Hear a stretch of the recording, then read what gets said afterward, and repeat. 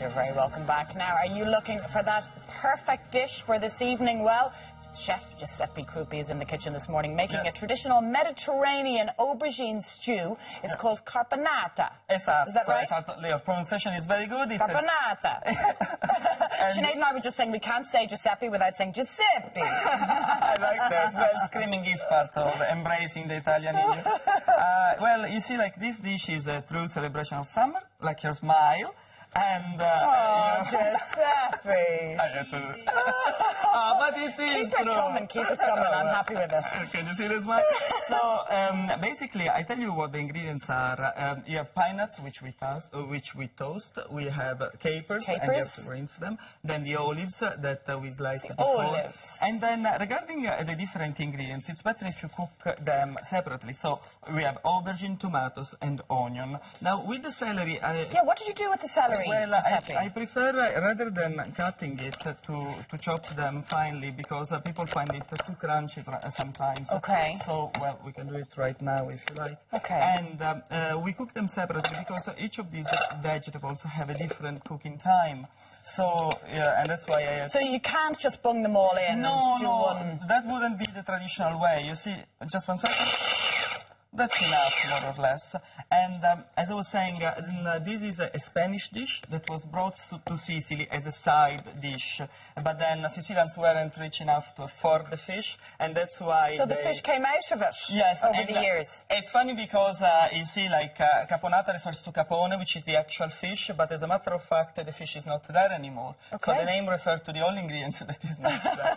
Well, for instance, when we serve... And it's no longer a side dish, it's a main course. It's a main course, it's a celebration of summer, as I said, because you serve it cold. Now, I had to cook them all before, so this is the celery, the aubergine, and the onion. And then we put them back again, because this dish is with vinegar and sugar, okay? Lovely. So it's the oldest version of sweet and sour, if you like. Of course. And so this is white wine vinegar you're using, yes, is it? Yes, it's always wine vinegar that we use back home, and you dissolve the sugar in the vinegar. Okay. So what we do is, as soon as the celery starts cooking again, then we add all the ingredients.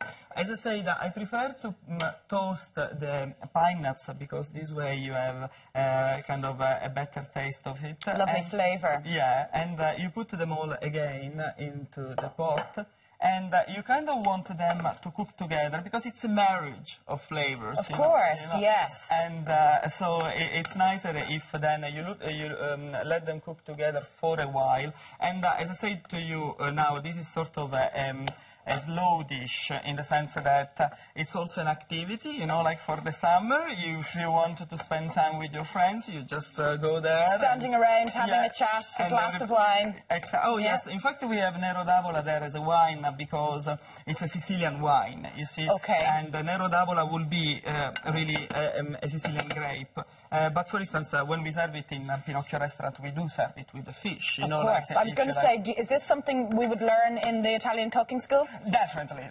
Come and cook with us. Now, I'm putting all the ingredients. The last is going to be the tomatoes, just because I prefer the tomatoes not to cook too much. Too much, you know, like, go mushy. Yes, exactly. You still want the freshness of the tomatoes, but you don't want them to go mushy, as you were saying. Okay. And then even with the basil, because you put a lot of basil and olive oil in it, you put it more kind of at the end, almost raw. Okay. So now that is kind of going back to...